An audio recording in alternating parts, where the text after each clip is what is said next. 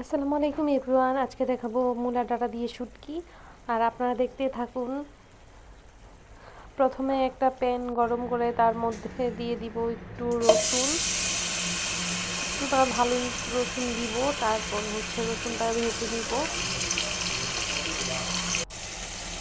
এতে আমার শুটকিগুলো দিয়ে দিলাম। এখন পেঁয়াজ দিয়ে দিব, শুটকিগুলোকে ভেজে নিব, একটু পানি দিয়ে কষিয়ে নিব। এখন মশলায় আছে লবণ, হলুদ, মরিচ, ধনিয়া, জিরা গুঁড়া। এখন ভালো মতো নাড়তে থাকবো।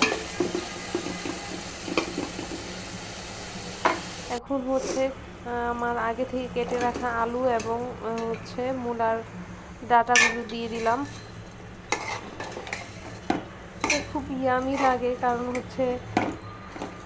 এই শীতের মধ্যে এই ডাঁটা চচ্চড়িটা খুব মজা।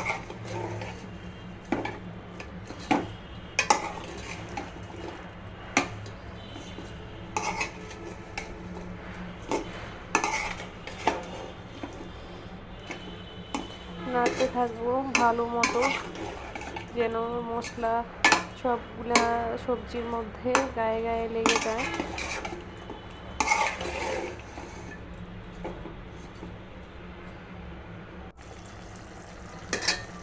এখন অফ ক্যামেরায় আমি একটু পানি দিয়ে দিয়েছিলাম।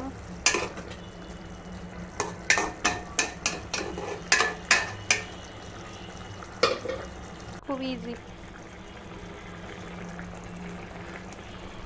মূলা সিদ্ধ হচ্ছে।